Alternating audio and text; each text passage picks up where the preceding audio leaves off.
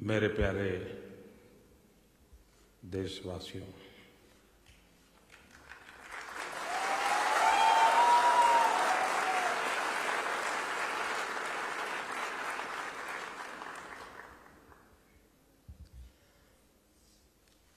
कतार में ऐसा ही लगता है कि सारे हिंदुस्तानी ही कतार में खड़े हैं।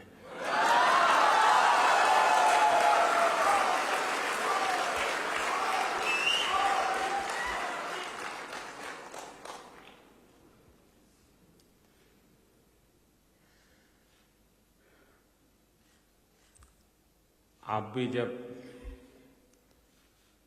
अपने गांव, घर, परिवार में लौटते होंगे तो आपको महसूस नहीं होता होगा कि आप विदेश जाकर के आए हैं।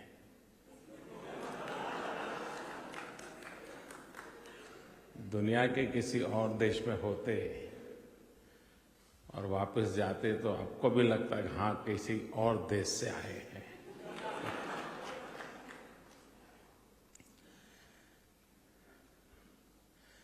कतार में रहने वाले व्यक्तियों के हाल ये होता है कि वो एक पल भी भारत से अलग नहीं होते हैं।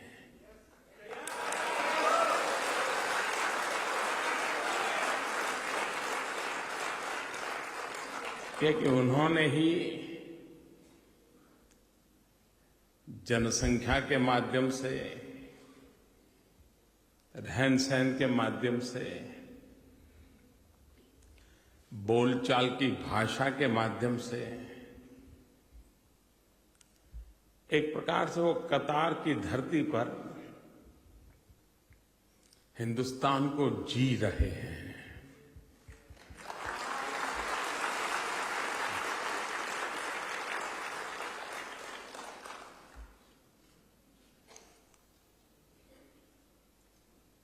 आज पूरे विश्व में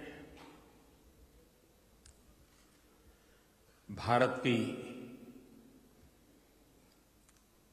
छवि दुनिया की नजरों में एक आदर का स्थान, चाहे दुनिया के शासक हो या दुनिया का समाज हो, हर किसी का भारत के प्रति आकर्षण बढ़ा है, भारत के प्रति जिज्ञासा बढ़ी है। आप भी यहां अनुभव करते होंगे, आपकी तरफ भी देखने का नजरिया किसी और देश के लोग मिलते होंगे तो बदला हुआ आप जरूर महसूस करते होंगे।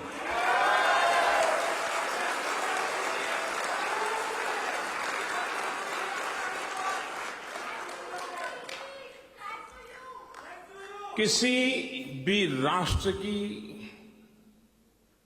प्रगति का आधार उसके जनमानस के में ऐसी हर छोटी मोटी घटनाएं जब एक विश्वास पैदा करती हैं, सम्मान पैदा करती हैं, तो सैकड़ों शिकायतों के बावजूद भी देश के लिए जीने का, जूझने का मन कर जाता है।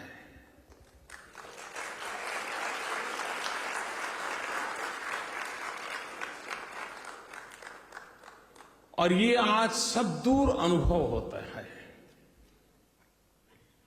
दूर सुदूर मंगोलिया में जाएं, वहां भी कोई हिंदुस्तानी रहता होगा, उसको भी लगता है साहब वाह, वक्त बदल गया है।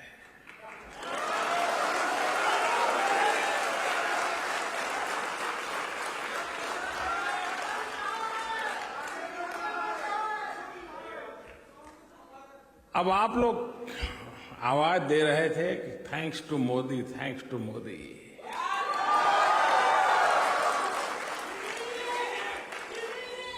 ये मोदी के कारण नहीं है। ये जो बदलाव आया है वो 125 करोड़ हिंदुस्तानियों के कारण है।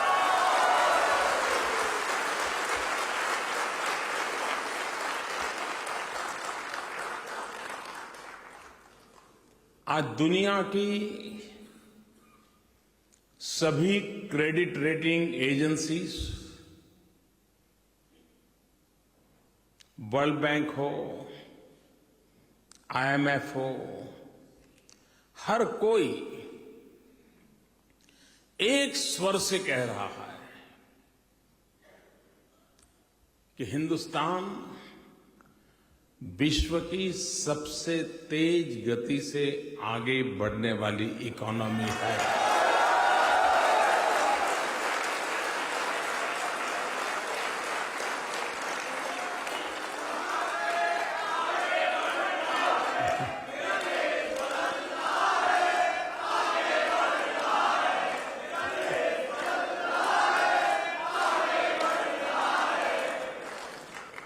अभी पिछले वर्ष के लास्ट तिहाई का जो GDP के आंक आए वो कह रहे हैं कि लास्ट तिहाई का ग्रोथ 7.9% था।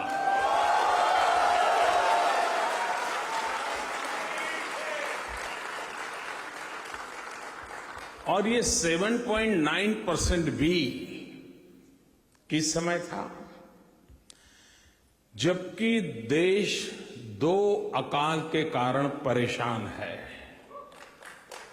2 साल से बारिश कम हुई है, सूखा है। और आप तो यहां पर हिंदुस्तान की चैनल ही देखते हैं, तो आपको मालूम है क्या क्या आता है। पानी की किल्लत, पशुओं का हाल, यही टीवी की खबरें रहा करती हैं। ऐसे प्राकृतिक आपदा के 2 वर्ष। दूसरी तरफ पूरे विश्व की इकोनॉमी डामाडोल है। दुनिया के अच्छे से अच्छे देश भी आर्थिक संकट से गुजारा कर रहे हैं। बड़ा ही मंदी का दौर है और इसलिए दुनिया का परचेजिंग पावर भी कम हो गया है। और जब विश्व का परचेजिंग पावर कम हो गया है तो भारत जैसे देश से एक्सपोर्ट भी कम हो जाता है। उसके बावजूद भी ये स्थिति है। 14th फाइनेंस कमीशन में एक समय था कि भारत सरकार के पास जो भी खजाना है राज्यों का और केंद्र का मिला करके, उस खजाने का 35% हिस्सा राज्यों के पास होता था, 65% हिस्सा केंद्र के पास होता था। लेकिन 14th फाइनेंस कमीशन के बाद ये उलट गया।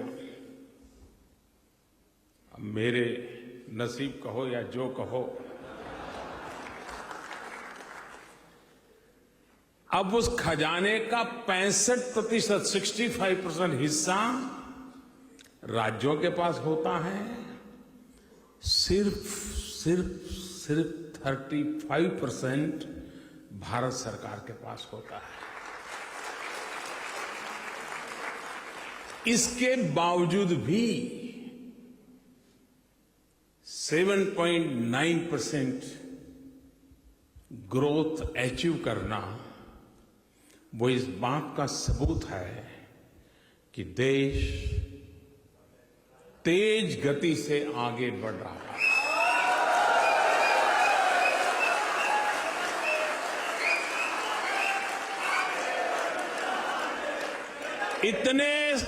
इतनी कठिनाइयों के बावजूद भी जब हम सरकार में आए तो देश के लिए मरने वाले, देश के लिए जीवन खपाने वाले हमारे सेना के जवान, हमारे सैनिक, उनका सम्मान, उनका गौरव पिछले 4 दशक से उनकी एक समस्या लटकी हुई थी। सरकारें आती थी, वादा करती थी, फिर जाती थी, फिर वादा करती थी, फिर आती थी। वे आते थे, जाते थे, आते थे, जाते थे, लेकिन देश का जवान वहीं का वहीं खड़ा था। हमने वादा किया तक हम 4 दशक से लटकी हुई समस्या का समाधान खोजेंगे। आर्थिक बोझ बहुत बड़ा है, लेकिन मातृभूमि के लिए जीने मरने वालों का सम्मान कतई उससे कम नहीं हो सकता है। और इसलिए हमने 1 रैंक 1 पेंशन, ये जो कई वर्षों की उनकी मांग थी, उसको मान लिया। सरकार के खजाने पर हजारों करोड़ रुपयों की जिम्मेवारी आई, लेकिन उसके बावजूद भी देश 7.9% ग्रोथ से आगे बढ़ रहा है।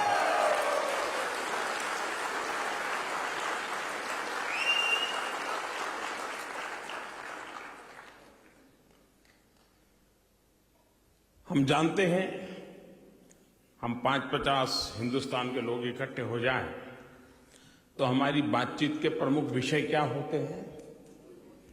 अगर क्रिकेट की सीजन हो तो क्रिकेट, फ्राइडे हो तो नई मूवी, और अगर दोनों नहीं है तो हम लोग तो है ही हैं।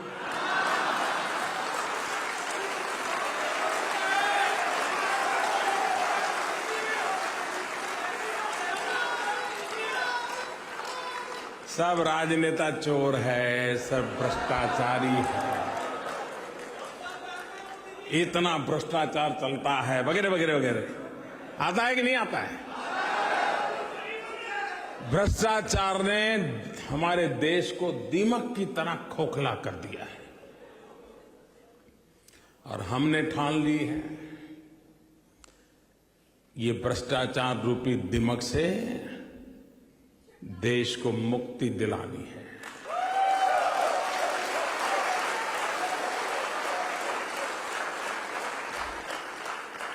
और कैसे होता है? कुछ बातें तो ऐसी हैं जो मुझे भी सरप्राइज है, आपको तो क्या होता होगा भगवान जाने।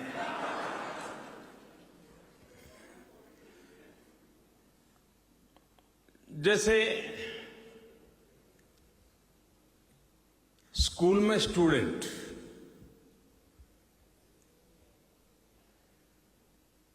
अब बहुत सीधी सादी समझ है आपकी, क्या उसमें कोई करप्शन हो सकता है क्या? आप भी मानोगे, सोचा नहीं होगा ना। आपको तो करप्शन मतलब कोई ब्रिज बनाने में करप्शन, कोई जमीन में, यही पता है ना। ये दिमाग कहां कहां पहुंची है। एक राज्य ने, हरियाणा प्रदेश ने, स्टूडेंट के एनरोलमेंट को आधार नंबर के साथ जोड़ा, और उसके कारण परिणाम ये आया कि कई स्टूडेंट ऐसे थे जो पढ़ते थे प्राइवेट स्कूल में, लेकिन उनका नाम सरकारी स्कूल में भी होता था, वहां भी और यहां भी। यहां क्यों होता था? क्योंकि उससे मध्याह्न भोजन का पैसा मिलता था, टीचर की ट्रांसफर नहीं होती थी, रजिस्टर पर 50 स्टूडेंट है, हकीकत में 10 है। ऐसे फेक स्टूडेंट, और उसके कारण जब ये सफाई हुई तो हजारों टीचर, हजारों स्कूल के क्लास, करोड़ों रुपयों के बजट, सब कुछ बच गया। अब भ्रष्टाचार गया कि नहीं गया?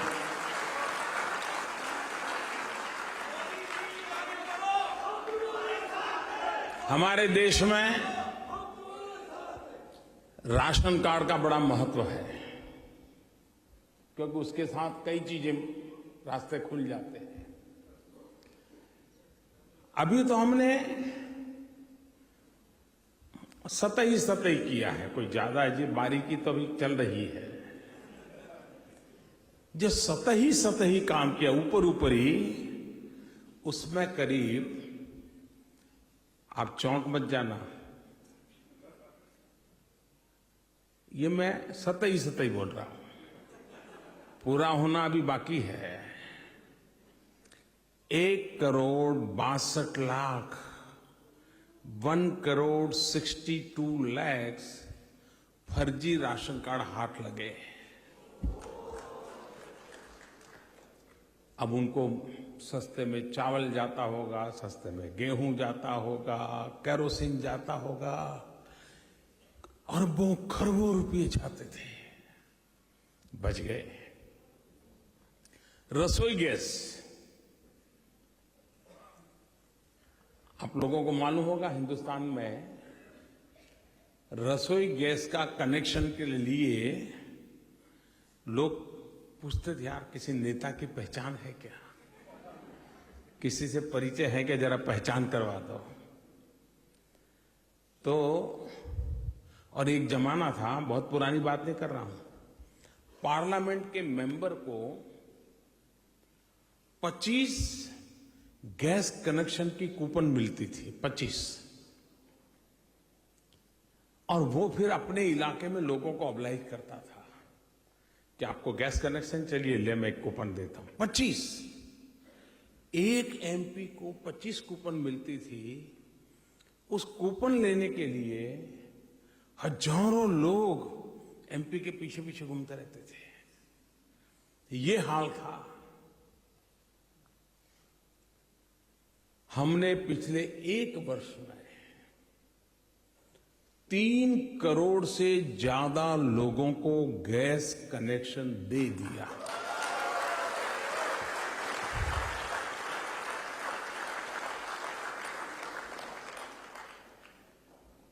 पहले सब्सिडी सिलेंडर जो पहुंचाता था उसको मिलती थी, हमने वो बदल कर दिया। जो गैस उपयोग करता था उसके खाते में सीधी सब्सिडी के पैसे डालना शुरू किया। ये दुनिया का सबसे बड़ा डायरेक्ट बेनिफिट ट्रांसफर स्कीम है, दुनिया की सबसे बड़ी। Guinness book of world record में इसको स्थान मिला है। लेकिन परिणाम क्या हुआ? जब हम देने लगे तो 3 करोड़ से ज्यादा लोग लेने के लिए आए ही नहीं। मतलब 3 करोड़ से ज्यादा लोगों का कहीं इधर ही उधर चला जाता होगा। आपको हैरानी होगी, ऐसे छोटे छोटे कामों के द्वारा अब तक, और ये मैं सतही बोल रहा हूं, अभी तो बाकी है,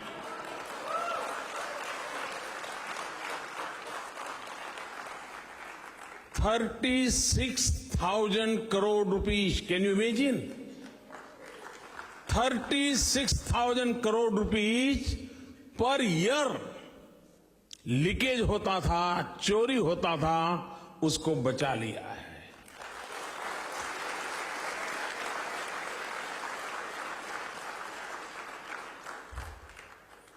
ऐसी अनगिनत चीजें मैं आपको गिना सकता हूं।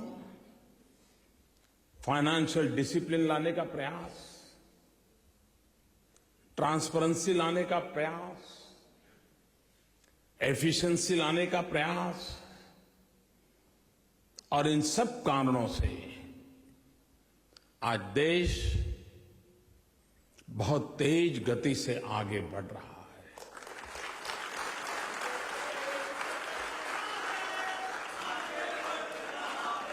लेकिन घर में बच्चे को मिठाई खाने का शौक हो,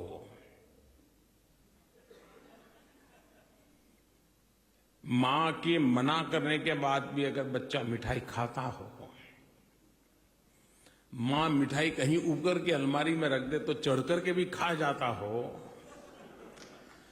और जब मां बिल्कुल मिठाई बंद करवा दे तो मां कितनी ही प्यारी क्यों न हो, बच्चा नाराज होता है कि नहीं होता है? मां से झगड़ा करता है कि नहीं करता है? तो मैंने भी कईयों की मिठाई बंद कर दी है।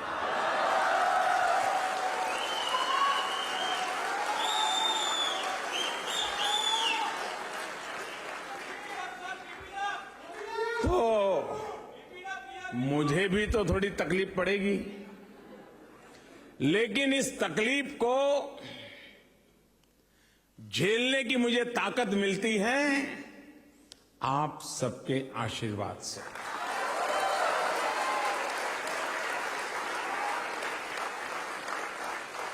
125 करोड़ देशवासियों के प्रेम के कारण, और उसके लिए मेहनत करने का मन भी करता है। देश के लिए हर दिन कुछ नई चीज करने का उत्साह बढ़ता है। आप लोगों ने यहां अपने व्यवहार से, वाणी से, बर्तन से, विचार से देश की शान बढ़ाई है, देश का गौरव बढ़ाया है। मैं यहां पर रहने वाले आप सबको हृदय से बहुत बहुत बधाई देता हूं, मेरी शुभकामनाएं हैं। कल सुबह मैं अफगानिस्तान में था, वहां पर अफगानिस्तान इंडिया फ्रेंडशिप डैम का उद्घाटन करने के लिए मैं हेरात गया था। करीब 14 जिले के किसानों को पानी मिलेगा, लाखों परिवारों को बिजली मिलेगी। तो एक प्रकार से हमारी महान परंपरा के अनुसार हर किसी के काम आना, इस इरादे से हम काम करते हैं। कल शाम मैं यहां आप लोगों के बीच आया, तब से लेकर के अब तक कुछ न कुछ कामों में लगा रहा हूं। भारत और कतार के संबंध बहुत ही घनिष्ठ संबंधों के रूप में एक दूसरे को घनिष्ठ मदद करने वाले, उपयोगी होने वाले संबंध रहे हैं। और यहां के सभी प्रमुख महानुभावों के साथ विस्तार से मुझे बातचीत करने का अवसर मिला। यहां के पर रहने वाले भारतीय समुदाय के प्रति वो जो गौरव महसूस करते हैं, अपनापन महसूस करते हैं, वो उनकी हर बात में झलकता था। किसी देश के शासक जब मेरे देशवासियों की इतनी तारीफ करते हो तो आप कल्पना कर सकते हैं मेरा सीना कितना फूलता होगा।